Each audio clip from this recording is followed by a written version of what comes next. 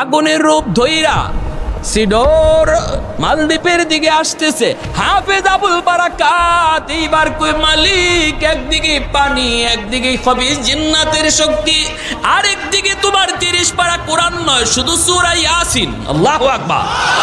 তোমার 30 পারা কোরআনের একখান সূরা, সূরা ইয়াসিন আমি পড়বো। হাফেজ আবুল বারাকাত ইয়াসিন পইরে ফু দিয়া দিল। আল্লাহ পাক রব্বুল আলামিন ওই ফুর মধ্যে কি পরিমাণ পাওয়ার দিলেন রে যুবক!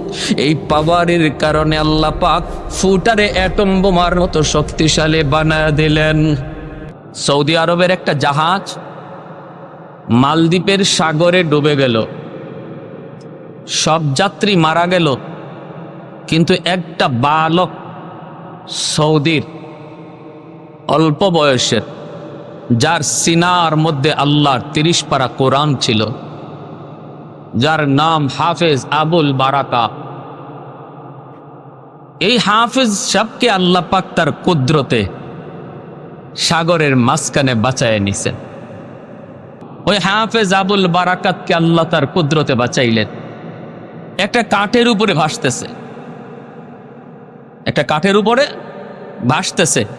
মালদ্বীপের জেলেরা সাগরে নামলো মাছ ধরার জন্য। তারা কাঠের উপরে ভাসমান একটা বালক দেখলো, চেহারা এত সুন্দর, হবেই তো, কারণ নবীর দেশের বালক। বালক চেহারা তার সুন্দর, মালদ্বীপের বাজারে ওঠানো হলো বিক্রি করার জন্য। ওই মহিলার সম্পদের কোনো অভাব নাই। মহিলা চিন্তা করলো, আমার একটা শুধুমাত্র মেয়ে সন্তান, একটা ছেলের আমার বড় প্রয়োজন। বৃদ্ধ হয়ে যাব, কে আমাকে লালন করবে, কে খাওয়াবে, কে পড়াবে? ছেলে সন্তানের প্রয়োজন, কারণ মেয়েতেও বড় হলে পরে বিয়ে দিয়ে দিব, কিন্তু আমার বৃদ্ধ বয়সে আমাকে পালবে কে, আমার দেখশন নিবে কে? বাজারে উঠল, জেলেদেরকে জিজ্ঞেস করলো দাম কত? প্রচুর দাম, কিন্তু ওই মহিলার সম্পদের কোনো অভাব নাই। সে বলতেছে, যত টাকা লাগে, যত পয়সা লাগে তোমরা নিয়ে যাও, বিনিময়ে আমাকে ওই বালক দিয়ে দাও। বালকটারে নিয়ে আসলো। এইবার হাফেজ আবুল বারাকাত 30 পারা কোরআন তার সিনায় কারো কাছে প্রকাশ করে না। হাফেজ আবুল বারাকাত মাকে মা কয়া ডাকে, বোনটারে বোন কয়, বোনও তারে ভাইয়া কয়। এইভাবেই তাদের দিন যায়, এইভাবে তাদের দিন রাত চলছে রে যুবক। একদিন হঠাৎ করে হাফেজ আবুল বারাকাত দেখতে পেল মা কান্না করে।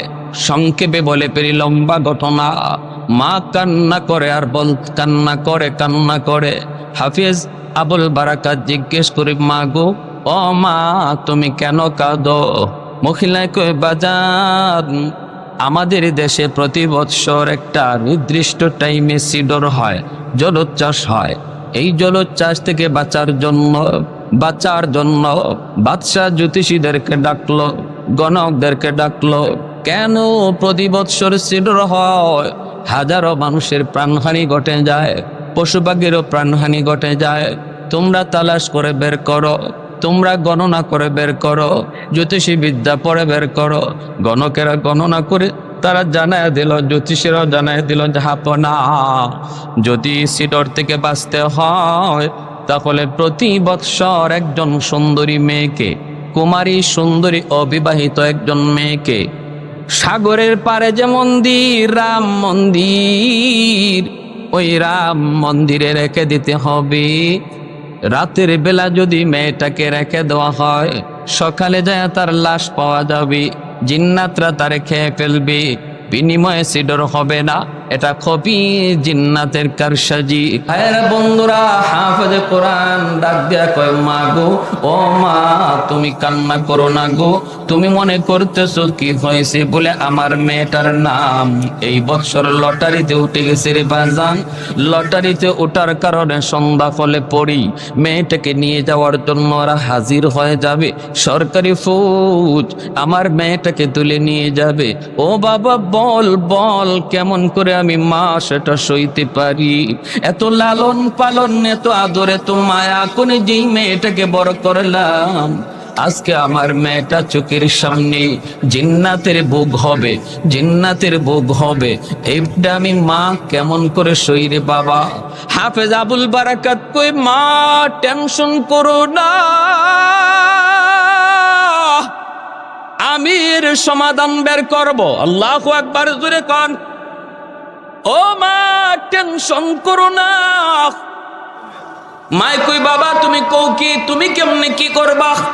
কয়, মা আমার বোনটারে নানার বাড়ি পাঠায় দাও, আর বোনের জামা কাপড় পরাইয়া আমাকে মেলুক বানাইয়া পালঙে বসায় রাখো। ওরা আমাকে আমার বোন মনে করে তারা মন্দিরে রেখে দিক, আমি দেখব আমার কলিজায় যা আছে এটার পাওয়ার বেশি নাকি জিন্নাতের পাওয়ার বেশি। মহিলায় কই, বাবা কার কথা, কোন পাওয়ারের কথা বলছো? বুঝি নাই, বুঝি নাই। হাফেজ আবুল বারাকাত কয়, মা গো, তুমি জানো না গো মা, আমি তো কারো কাছে প্রকাশ করি নাই গো মা, আমি হলাম একজন মুসলমান। আমার কলিজায় মালিকের 30 পারা কোরআন, এই 30 পারা কোরআনের পাওয়ার সিডরের পাওয়ারের চেয়ে এবং জিন্নাতের পাওয়ারের চেয়ে হাজার হাজার গুণ বেশি। হাফেজ আবুল বারাকাত কয়, মা আমার বুকে 30 পারা কোরআন, টেনশন নাই, তুমি বোনটারে নানার বাড়ি পাঠায় দাও, আমাকে মেয়ে লোক বানায়া পালনে বসায় রাখো। সুবহানাল্লাহ, জোরে কোন। মাইকেল, বাবা না, বাবা এমনটা হতে পারে না, আমি বড় আশা করে তোমারে আনছি, আমার বৃদ্ধ বয়সে আমারে পালবে কে? তোমার যদি কোনো ক্ষতি হয় তাহলে আমি কারে নিয়ে স্বপ্ন দেখব, আমি কারে নিয়ে বাঁচবো? মেয়েটা তো বড় হলে বিয়ে দিয়ে দিব, সে তো চলে যাবে শ্বশুর বাড়ি, কিন্তু তুমি তো আমার বৃদ্ধ বয়সের একমাত্র ঠিকানা, বাবা আমি তোমারে ছাড়তে পারি না। হাফেজ আবুল বারাকাত কয়, মা তুমি ইয়াকিন রাখো, আমার সিনায় যে 30 পারা কোরআন পাওয়ার সিডরের চেয়ে হাজার কোটি গুণ বেশি। সরকারি ফৌজ ঘরের ভিতরে ঢুকলো রে আল্লাহর গোলাম, ঘরের ভিতরে ঢুকে এবার দেখে এত সুন্দর মেয়ে, চেহারা এত সুন্দর, বলুন তো মেয়ে না ছেলে? আমার আলোচনা বুঝলে আওয়াজ দিয়া বলেন, মেয়ে না ছেলে? ধরে নিয়ে যাবে। হাফেজ আবুল বারাকাত ডাক দিয়া কয়, আমাকে ধরা লাগবে না, আমাকে কোনো টানা টানিও করা লাগবে না গো, আমি তোমাদের সঙ্গে যাইতেছি, টেনশন করো না। ভাইরা বন্ধুরা, হাফেজ আবুল বারাকাতকে নিয়ে তারা রাম মন্দিরে রেখে দিল। এই রাম মন্দিরে রেখে দিয়া তারা চলে আসবে। সরকারি ফৌজের আফসোস করে, এত সুন্দর মেয়েটা সকালে যায় তার লাশ পাওয়া যাবে, লাশ জিন্নাতেরা তারা খেয়ে ফেলবে। হাফেজ আবুল বারাকাত ওই মন্দিরে ঢুকে এসে মেয়ে লোকের পোশাক খুলে ফেললো, ভিতরে তার সেই বালকের পোশাক জুব্বা, হাতের মধ্যে ছিল একটা জায়নামাজ, জায়নামাজটা মন্দিরের ভিতরে বসায়া দিল, জায়নামাজটা মাটিতে বিছাইয়া আল্লাহর কুদরতি কদমে সাজদায় পড়ে গেল। আর মালিককে ডাক দেয়া বলতেছে, মালিক আজকে প্রমাণ হবে সিডরের পাওয়ার বেশি নাকি তুমি মাওলা পাকের কালামের পাওয়ার বেশি। ও মালিক, আজ প্রমাণ হবে ওই খবিস জিন্নাতের শক্তি বেশি নাকি তোমার কোরআনের ইয়াসিন ওয়াল কুরআনিল হাকিম, ইয়াসিনের পাওয়ার বেশি নাকি জিন্নাতের পাওয়ার বেশি? আজকে প্রমাণ হবে গো মালিক। এই পয়লা হাফেজ আবুল বারাকাত জায়নামাজ বিছাইয়া মন্দিরের ভিতরে আল্লাহর কুদরতি কদমে সেজদা দিল। এরপরে রাত যখন 12টা বেজে যায়, সরকারের পক্ষ থেকে পাগলা ঘন্টা বাজানো হয়, বিপদ সংকেত দেওয়া হয়। হাফেজ এইবার সে সাগরের দিকে তাকায়, মন্দির দিকে তাকায়, দেখে আল্লাহু আকবার, পানিটা পাহাড়ের মতো উঁচু হইয়া আগুনের রূপ ধইরা সিডর মালদ্বীপের দিকে আসতেছে। হাফেজ আবুল বারাকাত এইবার কই, মালিক, একদিকে পানি, একদিকে খবিস জিন্নাতের শক্তি, আরেকদিকে তোমার 30 পারা কোরআন নয়, শুধু সূরা ইয়াসিন। আল্লাহু আকবার। তোমার 30 পারা কোরআনের একখান সূরা, সূরা ইয়াসিন আমি পড়ব। হাফেজ আবুল বারাকাত ইয়াসিন পইরে ফু দিয়া দিল। আল্লাহ পাক রব্বুল আলামিন ওই ফুর মধ্যে কি পরিমাণ পাওয়ার দিলেন রে যুবক! এই পাওয়ারের কারণে আল্লাহ পাক ফুটারে অ্যাটম বোমার মতো শক্তিশালী বানায় দিলেন। কোরআন পড়া ফু দিলে আসর আসেনি না নাই? আরেকটু জোরে কোন আসেনি না নাই? ফখরে বাঙ্গাল রহমতুল্লাহি আলাইহি এক নাস্তিক কয়, হুজুর মানুষদেরকে আর কত ধোঁকা দিবেন? হুজুর কয় কি? কই যে মানুষ আয়, কই হুজুর একটা ফু দেন। আপনি একটা ফু দিয়া দিলেন, বাতাস, বাতাসে কি আছে? এই বাতাস দিয়া দিয়া মানুষদেরকে আর কত ধোঁকা দিবেন? ফখরে বাঙ্গাল রহমতুল্লাহি আলাইহি কয়, তুমি বাতাসে কি আছে বুঝো না? কয় না, বুঝি না। কেমনে বুঝবা? তুমি তো একটা জারজ সন্তান। এমনি হের সারা শরীর ফুললে গেছে। জারজ সন্তান গালিটা তো সোজা গালি না, নরম না, এটা কঠিন গালি, ঠিক না? সারা শরীর ফুললে গেছে, হুজুরকে আক্রমণ করবে, মানুষজন ধরছে। হুজুরে কই, ভাই আমি তো তার কিছু কই নাই, সে বলছে বাতাসে কি আছে এটা বলে বুঝে না। আচ্ছা আমি তো কোরআন পইরা বাতাস দেই, এর মধ্যে কি আছে? সে বলে এটা ধোঁকা। এখন যে তারে আমি একটা গালি দিছি, বলুন তো এটা কি আঘাত করছি না একটা বাতাস ছাড়ছি? একটা নাপাক গালি এই বাতাসে যদি তার চেহারা লাল করে ফেললো, বডি যদি ফুলায় ফেললো, তাহলে আল্লাহর কালাম পইরা বাতাস দিলে যে আসর হয়, এটা বুঝাইবার জন্য গালিটা দিছি। বুঝে আসছে ভাই? আল্লাহর কালাম সূরা ইয়াসিন পইরা ফু দিল, সিডরের মোকাবেলায় আল্লাহ পাক রব্বুল আলামিন অ্যাটম বোমার মতো সূরা ইয়াসিনকে আল্লাহ মোকাবেলায় পাঠায় দিলেন। সাগরের মাঝামাঝি যাইয়া এমন ভাবে আঘাত করলো, সিডর আবার পানিতে দেবে গেল। আল্লাহু আকবার জোরে বলেন। পাহাড় পরিমাণ উঁচু পানি আবার সাগরে দেবে গেল। সকালবেলা সরকারি ফৌজরা আসছে লাশ নেওয়ার জন্য। মন্দিরে আইসে দেখে লাশের কোনো বংশ নাই। একটা ছোট্ট বালক মন্দিরে বসে বসে কোরআন তেলাওয়াত করে। আল্লাহু আকবার। এ বেটা, তুমি এখানে মেয়ে লোক কই? হাফেজ সাহেব কই, মেয়ে লোক কোথায় পাইবা মিয়া? মেয়ে পাইবা কই? কয় কেন, গত রাত্রে যে নিয়ে আসলাম? কয় আরে আহাম্মক, গত রাত্রে আমারই লিয়ে আইছো। আরে আমরা আনলাম মেয়ে, তুমি কেউ ছেলে? বলে হ, আমার বোনের কাপড় পইরা আমি মেয়ে সাজ্জে বসাছিলাম। আমার বোন তো নানার বাড়িতে নানির হাতের ফিডা খায়। তুই মরলি না? সিডরও হইল না, তুই মরলিও না, তোর এই জিন্নাতে খাইছে না? হাফেজ আবুল বারাকাত কয়ে, না ফরমান, তোমাদের সিনার ভিতরে আল্লাহর কোরআন নাই, নূর নাই। তোমরা সত্য জিনিস বুঝো না, অন্ধকারে আছো, আলোর পথ পাও নাই। আমার সিনায় আল্লাহর 30 পারা কোরআন। ওই 30 পারা কোরআনের পাওয়ার সিডরের পাওয়ারের চেয়ে 1000 গুণ বেশি। আমি তো 30 পারা কোরআন শুধু পড়ি নেই, শুধুমাত্র সূরা ইয়াসিন ওয়াল কুরআনিল হাকিম, এই সূরা খানের কয়েকখানা আয়াত পড়ে ফু দিছি, সিডরের জায়গায় দেবে গেছে। সাথে সাথে এই সরকারি ফৌজগুলি বাদশারে জানাইল। বাদশা মন্ত্রী পরিষদ নিয়ে হাফেজ সাহেবের সামনে হাজির। ও হাফেজ সাহেব, তুমি এটা কি বলতেছো? আগামী বৎসরও আমরা এমনটা তোমার কাছ থেকে দেখতে চাই। আমি বাদশা কথা দিলাম রে যুবক, যদি আগামী বৎসর আমি নিজের চোখে দেখি কোরআনের এত পাওয়ার, আমি বাদশা কথা দিলাম, মন্ত্রী পরিষদ সব জনগণ লইয়া কালেমা পড়ে মুসলমান হয়ে যাব। আগামী বছর এই দিনে আবার হাফেজ আবুল বারাকাতকে রেখে দেওয়া হলো।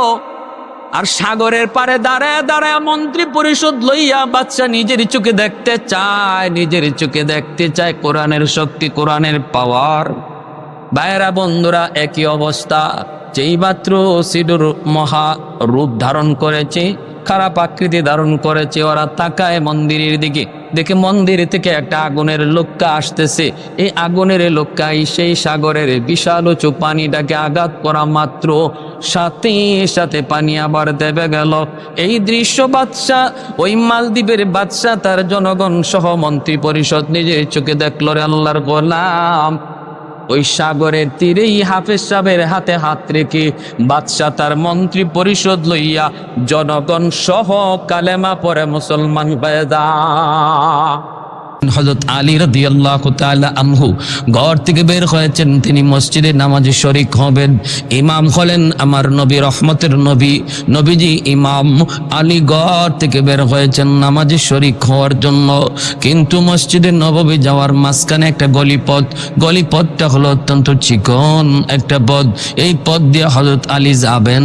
যেই মাত্র গলিপথে ঢুকলেন, দেখেন একজন মুরব্বী মানুষ গলিপথ দিয়া লাঠিতে বর দিয়ে যাই, কোমর বাঁকা হয়ে গেছে, কোমর বাঁকা হয়ে গেছে। কি যেন খুঁজে মুরব্বী মানুষ কোমর বাঁকা হয়ে লাঠিতে বর দিয়া কিছু খুঁজে না রে বাবা, খুঁজে যৌবন কোথায় হারাইলাম, যৌবন কোথায় হারাইলাম, যৌবনটা খুঁজে। ওই আলী রাদিয়াল্লাহু তাআলা আনহু তিনি পিছনে আসতেছেন। হযরত আলী মনে মনে ভাবতেছেন, এখন আমি কি করব? যদি মসজিদে আল্লাহ নবীকে আমার রুকু ধরতে হয়, তাহলে একটু দ্রুত যাওয়া লাগবে, দ্রুত। আর দ্রুত গেলে ওই মুরব্বী মানুষটার একটু চাপ দেওয়া লাগবে। চাচা আমার একটু সাইড দেন, এতটুকু বইলা ওনাকে একটু চাপ দেওয়া লাগবে। হযরত আলী রাদিয়াল্লাহু তাআলা আনহু নিজের মনে বুঝান, এরে আলী বল, তুই কি মুরব্বী মানুষকে একটু কষ্ট দিবি, নাকি তোর রাকাত একটা ছুটে গেলে ছুটে যাবে? আলীর মন কয়, আলী রে, মুরব্বী মানুষকে আমার আল্লাহ নিজেও সম্মান করে। মুরব্বী মানুষ যখন আল্লাহর কাছে হাত উঠায় সাদা দাড়ি সাদা চুল লইয়া, তখন আল্লাহ বলে আমার তখন বড় লজ্জা লাগে। সুবহানাল্লাহ। না না, সম্মান করো, আল্লাহ যারা সম্মান করে তুমিও করো। হযরত আলী তারে ধাক্কাও দিলেন না, সাইড দিতেও বললেন না, পিছনে পিছনে যাইতেছেন। রাকাত একটা ছুটে যাবে আজকে নিশ্চিত, একটা রাকাত ছুটে যায়, ছুটে যাক। নবী মসজিদের নববীর ইমাম, এইদিকে আলী আসতে একটু দেরি হইতেছে। মায়ার নবী রুকুতে চলে গেছেন, রুকুতে চলে গেছেন, রুকুতে চলে গেছেন। যেমনি রুকুতে গেছেন, আল্লাহ পাক জিব্রাইল আমিনকে নবীর কাছে পাঠায়া দিছে। পাঠায়া দিয়া বলতেছে, নবী গো, রুকু থেকে মাথা উঠাবেন না গো নবী, রুকু লম্বা করেন, কারণ আপনার আলী এখনো রাস্তায়। সুবহানাল্লাহ। ওগো নবী, রুকু থেকে মাথা উঠেন না, কারণ আপনার আলী এখনো রাস্তায়, জামাত পায় নাই। আমি জিব্রাইল যখন বলবো তখন মাথা উঠাবেন। আল্লাহ নবী রুকু লম্বা করা শুরু করলেন। নামাজে নবী আর কোনো প্রশ্ন করলেন না। আলী রাদিয়াল্লাহু তাআলা আনহু যখন রুকুতে নবীরে পাইলেন, তখন জিব্রাইল কয়, নবী গো, এইবার দয়া করে মাথা উঠান, আপনার আলী আপনারই রুকুতে পায়া গেছে। সুবহানাল্লাহ। নামাজ শেষ হলে পরে আল্লাহর নবী মসজিদে নববীর মিম্বরে বসে ডাক দিলেন, আলী এদিকে আসো, এদিকে আসো। সাহাবায়ে কেরাম একটু বুঝতে চাইতেছেন, আজকে রুকু এত লম্বা হলো কেন, অন্য দিনের চেয়ে আজকে রুকু এত লম্বা হলো কেন? প্রশ্ন সবারই মনে। নবী ডাক দিলেন, আলী এইদিকে আসো। আলীকে ডাক দিয়ে কাছে আনলেন। সেই মায়ার নবী বলতেছেন, আলী আজকে নামাজে আসতে দেরি হলো কেন? হযরত আলী রাদিয়াল্লাহু তাআলা আনহু বলেন, নবী গো, কই বেশি দেরি হয় নাই, আমি তো আপনাকে রুকুতে পাইছি। আল্লাহ নবী কয়, আলী কেমনে পাইছো? হুশ নাই, হুশ থাকার কথাও না রে। তোমার রুকু পাওয়ার জন্য আল্লাহ পাক আমাকে রুকুতে হ্যাং কইরা রাখছে। সুবহানাল্লাহ। আমারে আল্লাহ পাক রুকুতে আটকায় রাখছে যেন তুমি রুকু পাও। হযরত আলী অবাক হয়ে গেলেন, ইয়া রাসূলুল্লাহ, এত কিছু ঘটে গেছে আমি বুঝি নাই গো নবী। আল্লাহ নবী কয় বুঝতে হবে না, আগে বলো কি হয়েছে, রাস্তায় কি হয়েছে কও। হযরত আলী বিস্তারিত বলার পর মায়ের নবীর চোখ দিয়ে দর দর করে পানি পড়ে। আর নবী কয় আলী রে, একজন মুরব্বীর সম্মান করার কারণে আল্লাহ পাক তোমারে কি পরিমাণ সম্মানী বানাইছে দেখো। এইবার আল্লাহর ওলি বিচ্ছুর পিছনে পিছনে দৌড়তেছেন। বিচ্ছুটা কোন দিকে যায় একটু দেখতে মন চায়, কোন দিকে যায় দেখতে একটু মন চায়। হঠাৎ করে আল্লাহর ওলি দেখেন হাওরের মাঝখানে একটা গাছ, গাছের নিচে একটা যুবক মনের আনন্দে ঘুমাইতেছে। এই যুবকের দিকে বিচ্ছুটা দ্রুত বেগে যাইতেছে। আল্লাহর ওলি জুন্নুন মিসরি ইনিও বিচ্ছুর পিছনে পিছনে আসতেছেন। কাছে আইসেই দেখেন ওই যুবক, যেই যুবক মনের আনন্দে ঘুমায়, তার চতুর্দিকে তার এই গরু ছাগলগুলি, ওই যে দুম্বা ভেড়াগুলি চতুর্পাশে। মাথার পাশে বিশাল এক সাপ ফনা ধরে আছে, ফনা যে কোনো মুহূর্তে যুবককে দংশন করবে। ওই অবস্থায় বিচ্ছুটা যাই লাফ দিয়া সাপের মাথায় বসলো, বৈশেই সাপরে কামড় দিল। মুহূর্তের ভিতরে সাপটা জাগায় মারা গেল। এইবার আল্লাহর ওলি যুবককে ঘুম থেকে উঠাইলেন। যুবক, এ যুবক একটু উঠো, মাথার পাশে কি ঘটে গেল যুবক একটু দেখো রে। যুবক তাকে দেখে অসম্ভব আল্লাহ পাক সম্ভব করে দিয়েছে। যুবক চোখ দিয়ে পানি ধরে আল্লাহর ওলি গো কেমনে কি হলো? জুন্নুন মিসরি কয় বাবারি, সাপে তোমারে কামড় দেওয়ার কথা, ওই অবস্থায় আল্লাহ নদীর ওই পার থেকে বিচ্ছু পাঠাইছি তোমাকে বাঁচানোর জন্য। সাপরে বিচ্ছুটা কামড় দিয়ে মেরে ফেললো। ও যুবক বলো না, যৌবনে তুমি কেমন করে আল্লাহরে এত খুশি করলা? যৌবনে তুমি কেমন করে আল্লাহর ওলি হইলা? কি তোমার নেকামল একটু বলো, এতটা মায়া আল্লাহ তোমারে কেমনে করলো? যুবক চোখের পানি মোছে আর কান্দে আর আল্লাহর ওলি গো, আমি হলাম একজন রাখাল, মানুষের উট রাখালি করি, দুম্বা রাখালি করি। আমি হাওরে জঙ্গলে বন্দরে সর্বত্র দিন কাটায় দেই। মানুষের আমানত আমার কাছে থাকে, সন্ধ্যাবেলা আমানত ফিরিয়ে দেই। কিন্তু আমার যা মনে পড়ে, আমি জঙ্গলে থাকি আর বন্দরে থাকি, যেখানেই থাকি না কেন, যখনই আজানের আওয়াজ আমার কানে আসে, সাথে সাথে জঙ্গলে থাকলে জঙ্গলেই নামাজে দাঁড়ায় যায়, হাওরে থাকলে হাওরেই নামাজে দাঁড়াই। আমার দুনিয়ার কাজ আগে না, নামাজ আমার কাছে আগে। আল্লাহু আকবার। দুনিয়ার কাম আমার কাছে বড় নয়, নামাজ আমার কাছে বড়, আমার কাছে বড়। আর আমি যদ্দূর দেখলাম, আমি ঘর থেকে যখন বের হয়েছি আল্লাহর কাছে দোয়া করে বের হয়েছি, বিসমিল্লাহি তাওয়াক্কালতু আলাল্লাহ লা হাওলা ওয়ালা কুওয়াতা ইল্লা বিল্লাহিল আলিয়্যিল আযীম। ঘর থেকে বের হও যুবক, এই দোয়াটা পরে বের হও। আল্লাহ তোমার হাওলা, তোমার উপর ভরসা করে আমি বের হলাম। আল্লাহ পাক রব্বুল আলামিন কয় বান্দা, তুমি যখন আমার উপরে 100 ভরসা করো, আমি আল্লাহ তোমার সাথে 100 লেনদেন করি।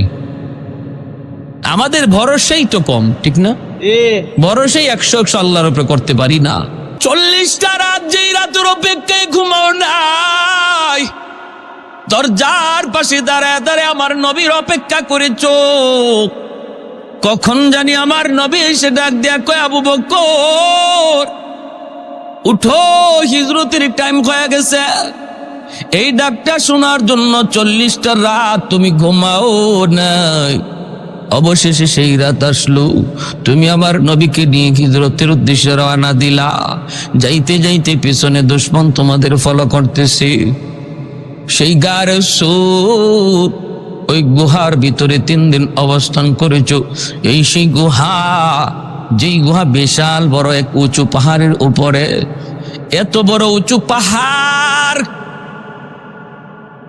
আজও যারা মক্কা মদিনা গেছেন, মক্কা শরীফ যারা গেছেন, আপনাকে যখন ভ্রমণে বের করে ওই গর্ত দেখায়, ওই গুহাটা দেখায়, গারে সুর, কয়জন আছে ওই পাহাড়ের উপরে উঠবে? অনেকেরই সাহস দেয় না। অথচ ওই সময় তো কোনো রাস্তাও ছিল না, পাহাড় বেয়ে ওই গুহা পর্যন্ত বসতে হয়েছে। এখন তো সৌদি সরকার ঘুরে ঘুরে অনেক রাস্তা করেছে, এই রাস্তা দিয়ে এখনো অনেক মানুষ সাহস করে না। হযরত ওমর ফারুক রাদিয়াল্লাহু তাআলা আনহু বলেন, ভাই আবু বকর, ওই গুহায় ওঠার জন্য তুমি পাহাড়ের নিচে যায় মায়ের নবীকে নিয়ে দাঁড়াইছো, উপরের দিকে তাকায় দুজন সিদ্ধান্ত নিয়েছো ওই গুহার ভিতরে অবস্থান করবা, পিছনে দুশমন তোমাদের ফলো করতেছে, কিন্তু সেই পাহাড় আমার মায়ার নবীকে তুমি বাইতে দাও নাই রে, তুমি নিজে পাহাড় বায়া বায়া উঠছো আমার নবী রে নিজের কান্দে লইয়া। রহমতের নবীরে নিজের কান্দে উঠাইছিলা আর নিজে বায়া বায়া পাহাড় বায়া ওই গুহার কিনারায় যায় গেছো, জয় নবীকে বলছো, নবী গো আপনি গুহার মুখে দাঁড়ান, আপনি আগে গুহায় ঢুকেন না গো নবী, আমি একটু আগে গুহার ভিতরে ঢুকে দেখি গুহাটা নিরাপদ কিনা, নাকি আবার কোনো হিংস্র জীব জানোয়ার আছে, যদি কোনো হিংস্র জীব জানোয়ার আমি আবু বকরের ক্ষতি করে এতে উম্মতের এত ক্ষতি হবে না, কিন্তু আপনার যদি কোনো ক্ষতি হয়ে যায় গো নবী, উম্মত কোনোদিন ক্ষতিপূরণ দিতে পারবে না। দাঁড়ান, আমার মায়ার নবীরে তুমি এই জায়গায় দাঁড় করাইয়া নিজে গুহার ভিতরে আগে ঢুকছো, নিজে গুহার ভিতরে ঢুকছো, ঢুকে তুমি যতগুলি গর্ত ছিল সবগুলি গর্তের মুখ পাগড়ি ছিঁড়ে ছিঁড়ে গর্তের মুখগুলা বন্ধ করেছো, একটা গর্তের মুখ বন্ধ করার মতো কাপড় তোমার কাছে ছিল না, নিজের পা দিয়া ওই গর্তের মুখটা তুমি আটকায় রাখছো, যদি গর্তের ভিতরে কোনো বিষাক্ত সাপ থাকে আমি আবু বকর কে দংশন করে করুক, কিন্তু আমার মায়ার নবীর যেন ক্ষতি না হয়। এরপরে আমার নবীরে তুমি গুহার ভিতরে ঢুকাইছো, ওই দিন তোমার ঘুমের প্রয়োজনটা বেশি দরকার ছিল, কারণ 40টা রাত তুমি ঘুমাও নাই, কিন্তু নিজে না ঘুমাইয়া গুহার ভিতরে আমার মায়ার নবীরে ঘুম পাড়াইছো, নিজের উরুটারে বালিশ বানায় দিছো, নিজের উরুটারে বালিশ বানায় দিছো, আর আমার রহমতের নবীরে নিজের উরুতে ঘুম পাড়াইছো। বিষাক্ত সাপ তোমার পায়ে কামড় দিল, বিষের যন্ত্রণায় তুমি ছটফট, বিষের যন্ত্রণায় তুমি অস্থির, হজম করেছো, যন্ত্রণা তুমি হজম করেছো, চেহারা তোমার কালো হয়ে গেছে, বডি তোমার কালো হয়ে গেছে, কিন্তু বডি তুমি নাড়াচাড়া করো না, যন্ত্রণায় তুমি অস্থির কিন্তু বডি নাড়াও না, কারণ বডি যদি নাড়াও আমার মায়ার নবীর ঘুম ভেঙে যাবে। ও ভাই আবু বকর, ওই একটা রাতের নেকি আমি উমরকে তুমি দিয়ে দাও, বিনিময়ে আমি উমর আমার জীবনের সব নেকি তোমাকে দিয়ে দিব। যেরকম সুবহানাল্লাহ। सिद्दीक तेरा नाम से इस्लाम रहेगा, सिद्दीक तेरा नाम से इस्लाम रहेगा, दुनिया की सदाकत में तेरा नाम रहेगा, दुनिया की सदाकत में तेरा नाम रहेगा, फारूक तेरा नाम से इस्लाम रहेगा, दुनिया की अदालत में तेरा नाम रहेगा, उस्मान तेरा नाम से इस्लाम रहेगा, दुनिया की सखावत में तेरा नाम रहेगा, हैदार तेरा नाम से इस्लाम रहेगा, दुनिया की शजाअत में तेरा नाम रहेगा, मुआविया तेरा नाम से इस्लाम रहेगा, दुनिया की सियासत में तेरा नाम रहेगा। জোরে সুরে বলি আল্লাহু আকবার।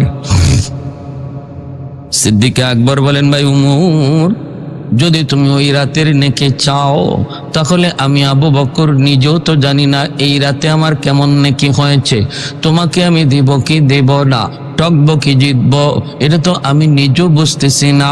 চলো আমরা দুজন আল্লাহর নবীর কাছে যাই, যাই নবীকে জিজ্ঞেস করি ওই রাতে আমার কি পরিমাণ নেকি হয়েছে। দুজন চলে আসলেন মায়ার নবীর কাছে। আল্লাহর নবী বলতেছেন কি ব্যাপার? দুজন হাজির, ঘটনা কি? সিদ্দিক আকবর বলেন ইয়া রাসূলুল্লাহ, নবী গো সমস্যায় পড়ে এসেছি। আবু বকর বলেন ইয়া রাসূলুল্লাহ, ওমর তার জীবনের সব নেকি আমাকে দিতে চায়, বিনিময়ে আমার কাছে এক রাতের নেকি চায়, এক রাতের নেকি চায়। আমি ওই রাতে কেমন নেকি হয়েছে জানি না গো নবী, আমি নিজেও জানি না। আমরা দুজন আপনার কাছে জানতে এসেছি ওই রাতে আমার কি পরিমাণ নেকি হয়েছে। আল্লাহর নবী বলেন আবু বকর কোন রাতের কথা বলছো? তখনই সিদ্দিক আকবর কই নবী গো, ওই রাত হলো আপনার সাথে হিজরতের রাত। আল্লাহ নবী বলে আবু বকর বদলাবা কি বদলাবা না আমি নবী জানি না, আমি কোনো মত দিব না, আমি বলবো না বদলাও, বলবো না বদলাও না, একটা বলবো না। কারণ দুজন মায়ের নবীর মহব্বতের নবীর বন্ধু, নবীর শ্বশুর। একজন নবীর ডান হাত আর একজন নবীর বাম হাত, ঠিক কিনা জোরে বলেন?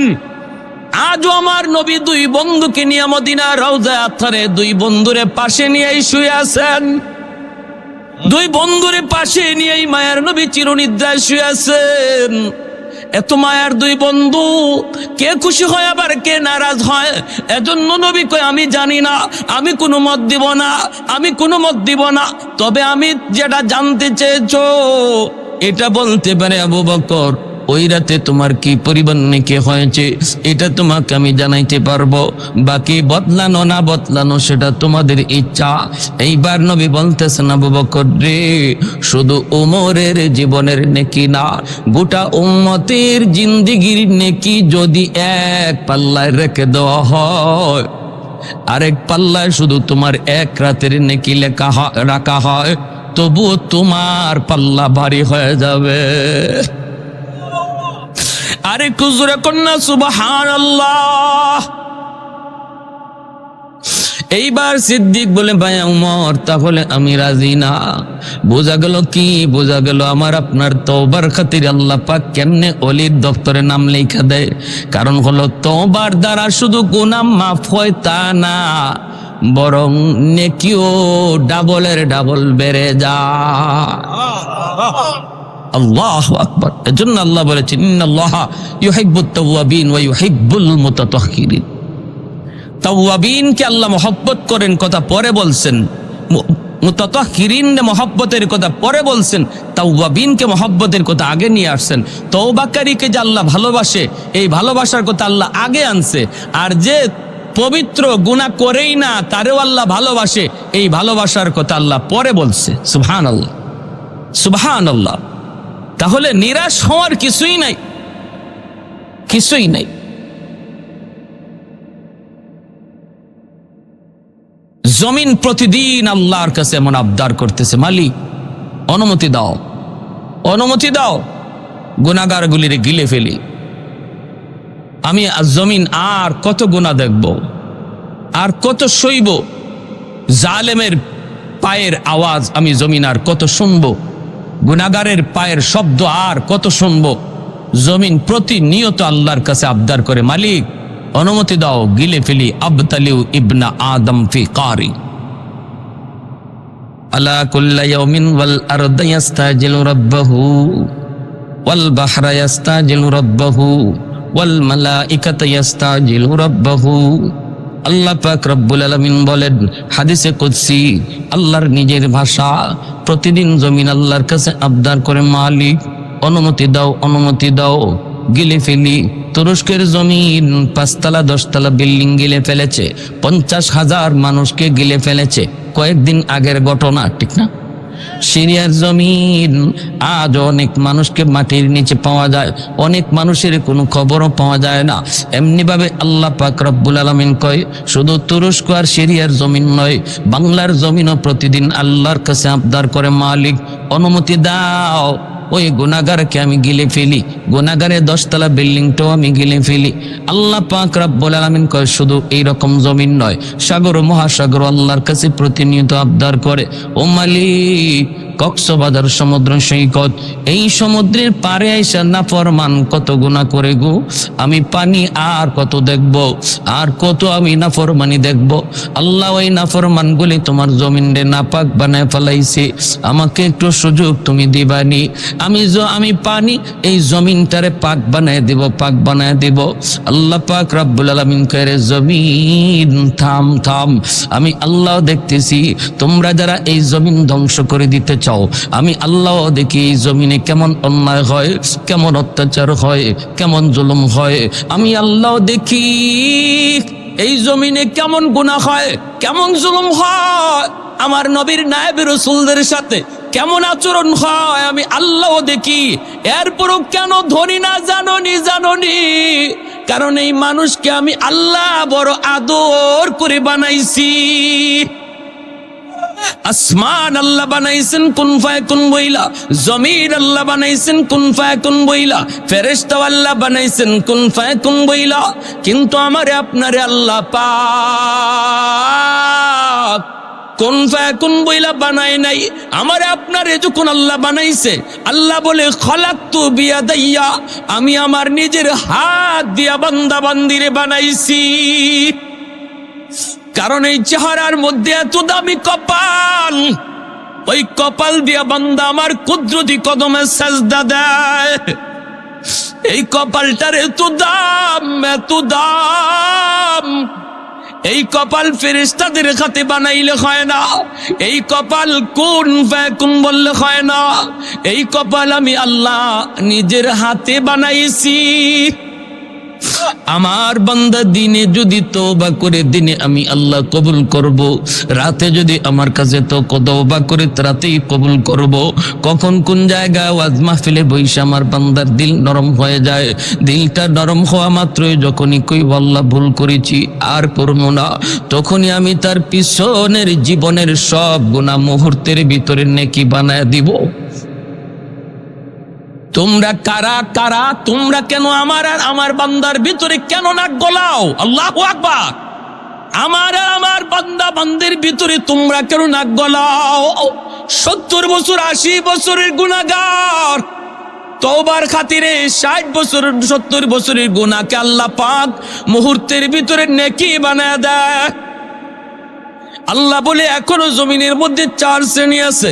লাউলা মাশাইখু রুক্কা ওয়াশশাবাবু খুশশা ওয়াল আতফালু রুদ্দা ওয়াল আনআমু রুত্তা লাজআলতুস সামাআ হাদিদা ওয়াল আরদা খাফসাফা ওয়াত তুরাবা রামাদা ওয়ামা আনজালতু মিনাস সামাই কাতরা ওয়ামা আমবাততু মিনাল আরদি নাবাতা বাল আনজালতু আলাইকুমুল আযাবা সাব্বা। আল্লাহ বলেন এখনো জমিনের ভিতরে আমার কিছু বান্দা বান্দি রয়েছে যাদের চুল দাড়ি পাকা হয়ে গেছে, চুল পেকে গেল, চুল দাড়ি তার পাকা হয়ে গেছে, কোমরে তার ব্যথা, হাঁটুতে তার ব্যথা, এরপরও আমি আল্লাহকে কষ্ট করে করে সাজদা দেয়, আমি আল্লাহকে কষ্ট করে করে রুকু করতে পারে না, হাঁটু বাঁকা করতে পারে না, কোমর বাঁকা করতে পারে না, এরপরও করে আমি আল্লাহর ভয়ে, আমি আল্লাহর মহব্বতে। আমার ওই বান্দা বান্দি যখন কষ্ট করে আমি আল্লাহর কদমে সেজদা দেয় রে, তখন আমি আল্লাহ এই জমিনের প্রতি তখন মায়া লেগে যা।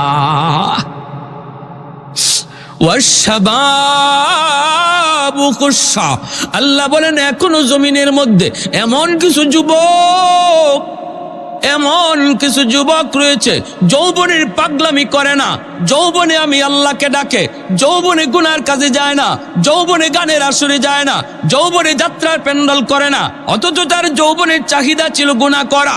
আমি আল্লাহর ভয়ে, আমি আল্লাহর মহব্বতে দুনিয়ার হারাম প্রেম নাপাক ভালোবাসার দিকেও দৌড়ায় না, কলিজার ভিতরে আমার মহব্বত জমায়, আমার হাবিবের মহব্বত তার কলিজায়। চেহারার দিকে তাকাইলে নবীর সুন্নত, মাথায় তাকাইলে নবীর সুন্নত, খাইতে গেলেও নবীর সুন্নত, তার দিকে তাকাইলে ওই যুবকের কলিজার দিকে যখন আমি আল্লাহ তাকাই আর দেখি আমার ভয়ে বান্দা গুনাহ থেকে নিজের বাঁচাইতেছে, তখন তার দিকে তাকাইলেও জমিনের প্রতি আমার মায়া লেগে যায়।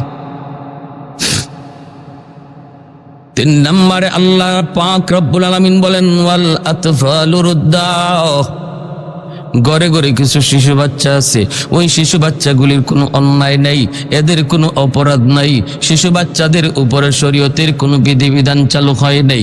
গুনাহ আসতে চায় তার মার, আযাব আসতে চায় তার মার গুনার কারণে, বাবার গুনার কারণে, কিন্তু এই গজবের ভিতরে বাচ্চাটাও পইরা যায়, অথচ বাচ্চাটার কোনো গুনাহ নাই, কোনো অন্যায় নেই, ওর উপরে কোনো শরীয়তের বিধিবিধান নাই, তার উপরে হালাল হারাম কিছু নাই। যখনই আযাব গজব তার বাপ মার গুনার কারণে জমিনে আয় রে, ওই বাচ্চাটা টুট ভাঙ্গা ভাঙ্গা আমি আল্লাহর দিকে তাকায় কান্দে, অথচ আমার ওই নিষ্পাপ অবুধ বান্দাটার কোনো অন্যায় ছিল না, তার কান্নার দিকে তাকাইলো এই গুনাহগার জমিনের প্রতি আমার মায়া লেগে যায়। আল্লাহ বলেন 4 নম্বর হলো জমিনের মধ্যে কিছু পশু পাখি আছে, হাঁস মুরগি গরু ছাগল আছে, এদের উপরে শরীয়তের কোনো বিধিবিধান নাই। গরু ছাগল হাঁস মুরগির উপরে নাই জায়েজ না জায়েজ নামাজ রোজার কোনো বিধান নাই। যদি আসমানি গজব জমিনি গজব জমিনের ভিতরে নামে, তাহলে এই গরু ছাগলগুলি এরাও শিকার হয়ে যায়, এরাও এই গজবের শিকার হয়ে যায়, অথচ গরু ছাগলের কোনো অন্যায় নেই, কোনো অপরাধ নাই। এর দিকে তাকাইলো আমি আল্লাহ জমিনের প্রতি আমার মায়া লেগে যায়। এজন্য বলি যুবক, গরু ছাগল হাঁস মুরগি পশু পাখি যা কিছু দেখি, ও কারণে গরুটারে মারধর করবা না, ও কারণে ছাগলটার গায়ে হাত দিবা না, কারণ জানো নি সে যদিও হাইওয়ান কিছু বলতে পারে না, আল্লাহ তার খাতিরে তোমারে আমারে বাঁচায় রাখছে। নতুবা জমিনে যেই পরিমাণ গুনাহ হয়, যেই পরিমাণ অন্যায় হয়, এখনো মসজিদে কয়জন যায় আর মসজিদের বাইরে কয়জন থাকে? নামাজের টাইমে হিসাব করলে দেখো, প্রতিটা ঘরে ঘরে যদি জরিপ করা হয়, প্রতিটা ঘরে নামাজি কয়জন বেনামাজি কয়জন, দেখা যাবে বেনামাজির সংখ্যা বেশি। গ্রামে গ্রামে যদি হিসাব নেওয়া হয় নামাজি কয়জন বেনামাজি কয়জন, দেখা যাবে বেনামাজির সংখ্যা বেশি। আল্লাহ পাক বলে এত কিছু আমি দেখতেছি, আমি দেখতেছি দেখতেছি দেখতেছি, এরপরও আমি জমিন টিকায় রাখছি এই 4 দলের কারণে। ওই বৃদ্ধ বান্দা বান্দিগুলা বৃদ্ধ বয়সে যখন আমার কদমে সাজদা দেয়, তার খাতিরে জগৎ টিকায় রাখছি। ওই যেই যুবক যৌবনে আমি আল্লাহরে ডরায়, ওই যুবকের কলিজার দিকে তাকাই আমি জমিন টিকায় রাখছি। শিশু বাচ্চাগুলিরও মারধর করবেন না, শিশু বাচ্চাগুলিরও মারধর করবেন না, বকাঝকা করবেন না, না না অভিশাপ দিবেন না। ওই বাচ্চাগুলি এরা নিষ্পাপ, এরা নিষ্পাপ। আল্লাহর কথা বলতেছি, হাদিসে কুদসি আল্লাহর ভাষা। আল্লাহ বলেন ওই বাচ্চাটা, যেই বাচ্চাটার আমি ধমক দিলাম অকারণে মারলাম, এই বাচ্চাটার উসিলায় আল্লাহ ঘরের মানুষে খাওয়াইতেছে। সুবহানাল্লাহ।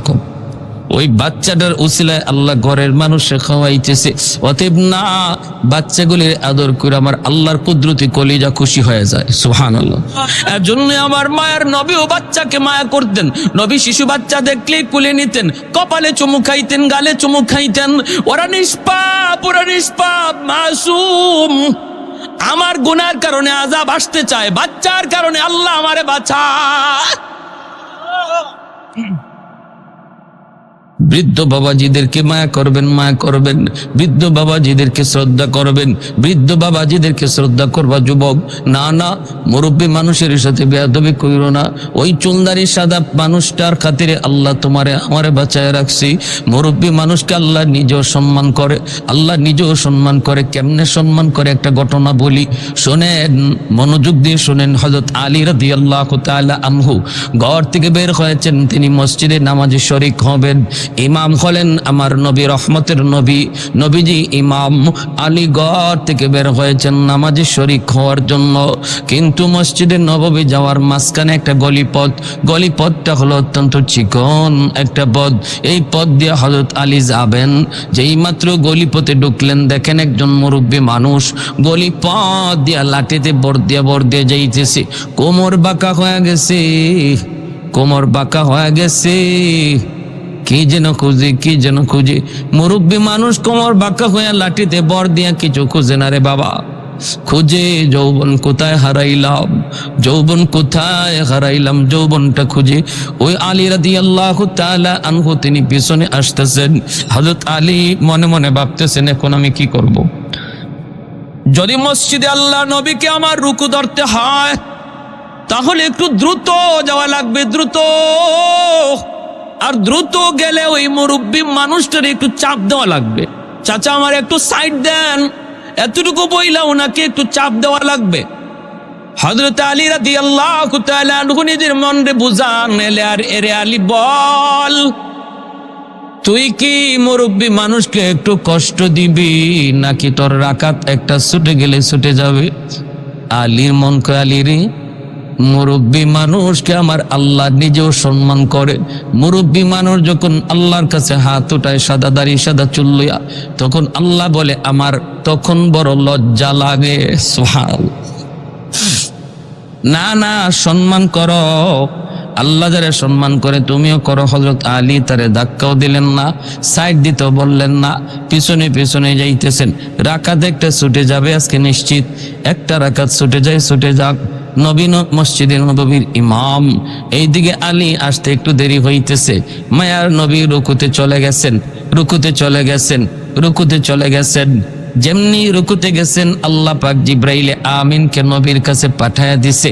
পাঠায়া দিয়া বলতেছে, নবী গো, রুকু থেকে মাথা উঠাবেন না গো নবী, রুকু লম্বা করেন, কারণ আপনার আলী এখনো রাস্তায়। সুবহানাল্লাহ।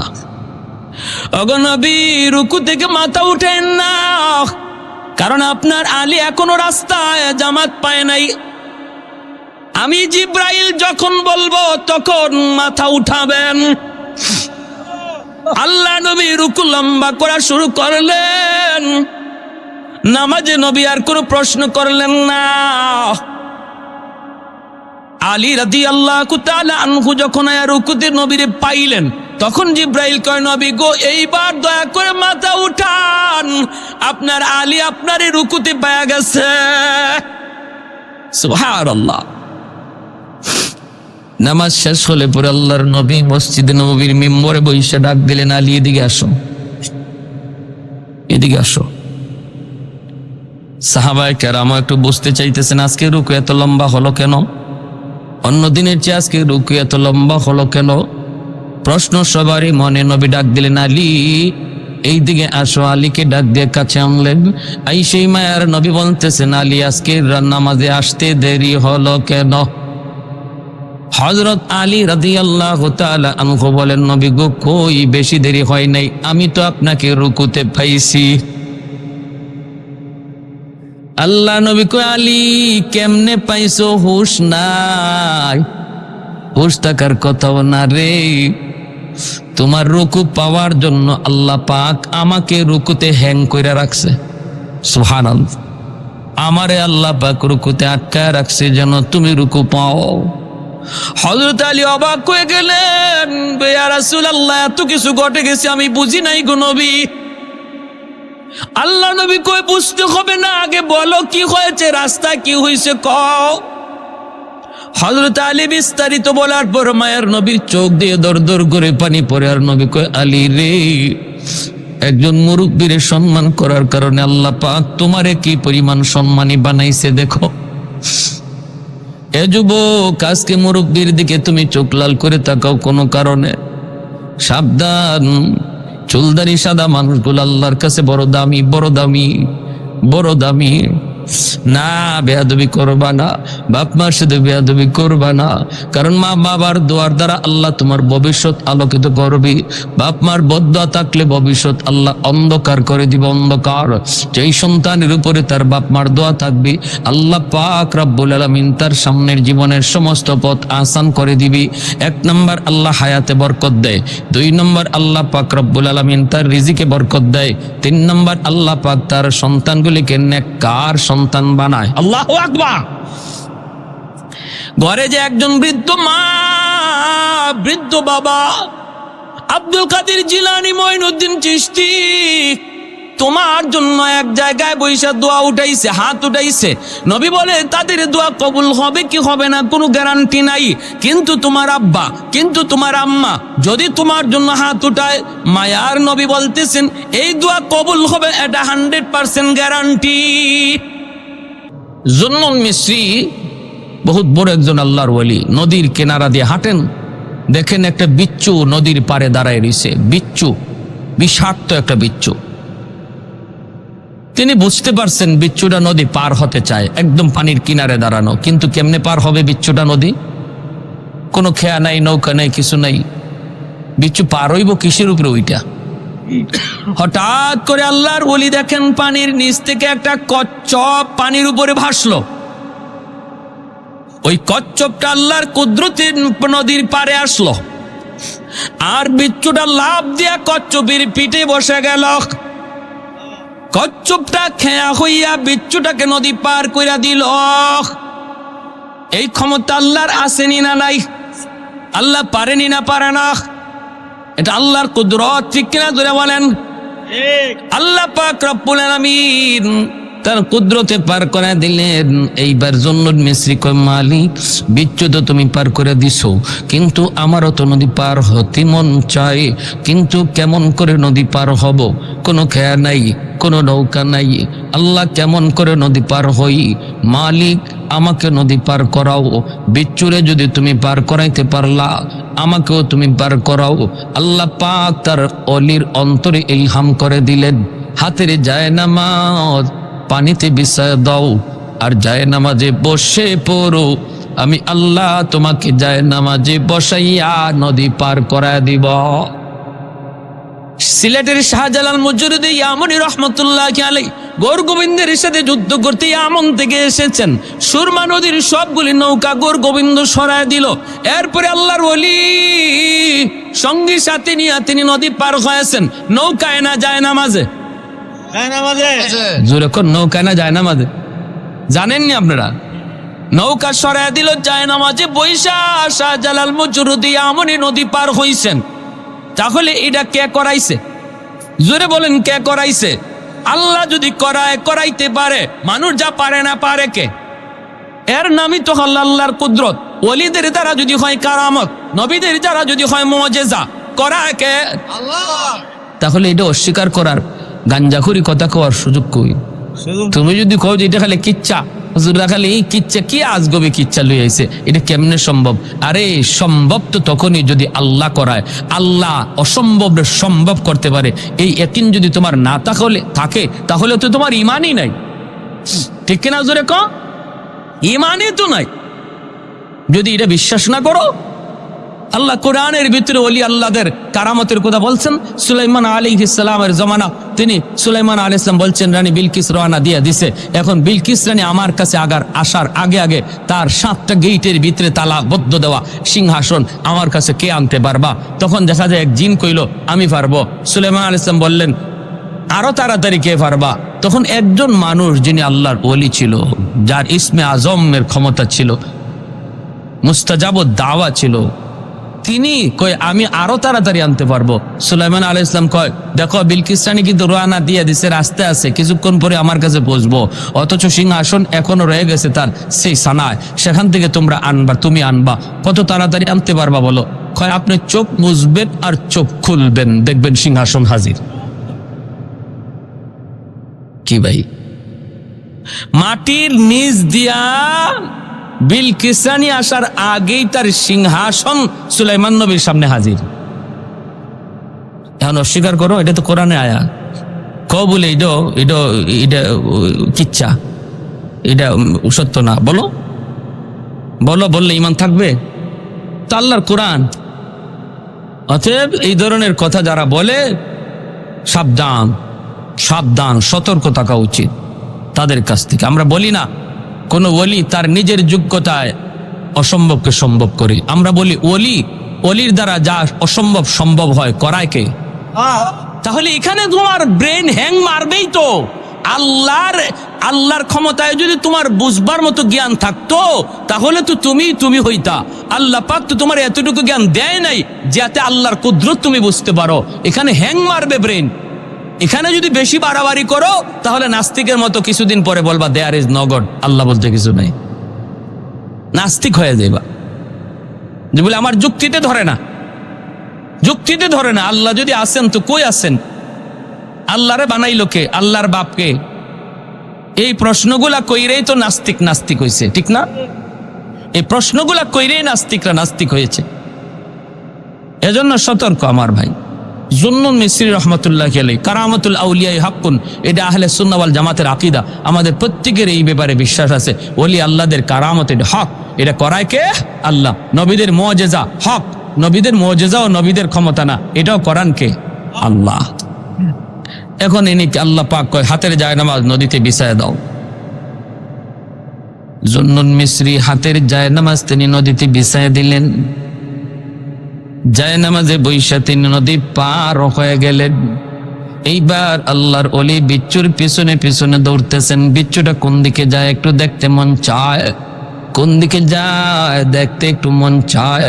হঠাৎ করে আল্লাহর ওলি দেখেন হাওরের মাঝখানে একটা গাছ, গাছের নিচে একটা যুবক মনের আনন্দে ঘুমাইতেছে। এই যুবকের দিকে বিচ্ছুটা দ্রুত বেগে যাইতেছে। আল্লাহর ওলি জুন্নুন মিসরি ইনিও বিচ্ছুর পিছনে পিছনে আসতেছেন। কাছে আইসেই দেখেন ওই যুবক, যেই যুবক মনের আনন্দে ঘুমায়, তার চতুর্দিকে তার এই গরু ছাগলগুলি, ওই যে দুম্বা ভেড়াগুলি চতুর্পাশে। মাথার পাশে বিশাল এক সাপ ফনা ধরে আছে, ফনা যে কোনো মুহূর্তে যুবককে দংশন করবে। ওই অবস্থায় বিচ্ছুটা যাই লাফ দিয়া সাপের মাথায় বসলো, বৈশেই সাপরে কামড় দিল। মুহূর্তের ভিতরে সাপটা জাগায় মারা গেল।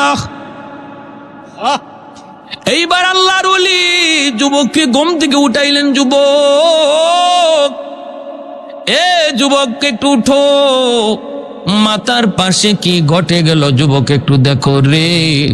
যুবক তাকে দেখে অসম্ভব আল্লাহ পাক সম্ভব করে দিয়েছে।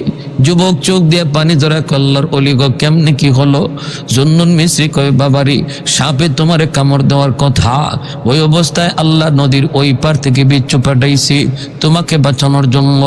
সাপরে বিচ্ছুটা কামড় দিয়ে মেরে ফেললো। ও যুবক বলো না যৌবনে তুমি কেমন করে আল্লাহরে এত খুশি করলা? যৌবনে তুমি কেমন করে আল্লাহর ওলি হইলা? কি তোমার নেকামল একটু বলো, এতটা মায়া আল্লাহ তোমারে কেমনে করলো? যুবক চোখের পানি মোছে আর কান্দে আর কয় আল্লাহর ওলি গো আমি হলাম একজন রাখাল, মানুষের উট রাখালি করি, দুম্বা রাখালি করি। আমি হাওরে জঙ্গলে বন্দরে সর্বত্র দিন কাটায় দেই। মানুষের আমানত আমার কাছে তাকে সন্ধ্যাবেলা আমানত ফিরিয়ে দেই। কিন্তু আমার যা মনে পড়ে আমি জঙ্গলে থাকি আর বন্দরে থাকি, যেখানেই থাকি না কেন, যখনই আজানের আওয়াজ আমার কানে আসে সাথে সাথে জঙ্গলে থাকলে জঙ্গলেই নামাজে দাঁড়ায় যায়, হাওরে থাকলে হাওরেই নামাজে দাঁড়াই। আমার দুনিয়ার কাজ আগে না, নামাজ আমার কাছে আগে। আল্লাহু আকবার। দুনিয়ার কাম আমার কাছে বড় নয়, নামাজ আমার কাছে বড়, আমার কাছে বড়। আর আমি যদ্দূর দেখলাম, আমি ঘর থেকে যখন বের হয়েছি আল্লাহর কাছে দোয়া করে বের হয়েছি, বিসমিল্লাহি তাওয়াক্কালতু আলাল্লাহ লা হাওলা ওয়ালা কুওয়াতা ইল্লা বিল্লাহিল আলিয়্যিল আযীম। ঘর থেকে বের হও যুবক, এই দোয়াটা পরে বের হও। আল্লাহ তোমার হাওলা, তোমার উপর ভরসা করে আমি বের হলাম। আল্লাহ পাক রব্বুল আলামিন কয় বান্দা তুমি যখন আমার উপরে 100 ভরসা করো, আমি আল্লাহ তোমার সাথে 100 লেনদেন করি। আমাদের ভরসাই তো কম, ঠিক না? ভরসাই 100 আল্লাহর উপরে করতে পারি না, যার কারণে আমাদের সাথে আল্লাহ লেনদেনও কম হয়। ঘুমানোর আগে বলেছি মালিক আমি ঘুমাইবো এখানে, আমি বড় ক্লান্ত পরিশ্রান্ত, কিন্তু কেমনে ঘুমাই? ঘুমন্ত অবস্থায় যদি আমারে কোনো হিংস্র জীব জানোয়ার আঘাত করে, আক্রমণ করে, আমারে বাঁচাইব কে? কেউ নাই, আপন বলতে কেউ নাই, বন্ধু বান্ধব আত্মীয় কেউ নাই, কিন্তু আমি পরিশ্রান্ত ঘুমাবো। আল্লাহ আমি তোমার কাছে আমারে হাওলা করলাম, এই বইলে আমি ঘুমাইছিলাম। আল্লাহর ওলি জুন্নুন মিসরি কয় যুবক এজন্যই তোমাকে আল্লাহ পাক যৌবনে তোমার নাম অলির তালিকায় উঠাই দিছি। আল্লাহর উপর ভরসা করছো তুমি 100 জন্য আল্লাহ তোমার সাথে ব্যবহারও করছে 100। এজন্যই রে যুবক, এজন্যই বলি, যত আল্লাহর অলি হয়ে গেছেন দুনিয়াতে সবাই কিন্তু অলির খাতায় নাম লেখাইছেন যৌবনকালে। এই যৌবন কালটা তুমি পাগলামি করে কাটাইতেছ, এই যৌবন কালটা তুমি গুনার কাজে কাটাইতেছ, অথচ এই বয়সটাই ছিল তোমার আল্লাহর অলি হওয়ার বয়স।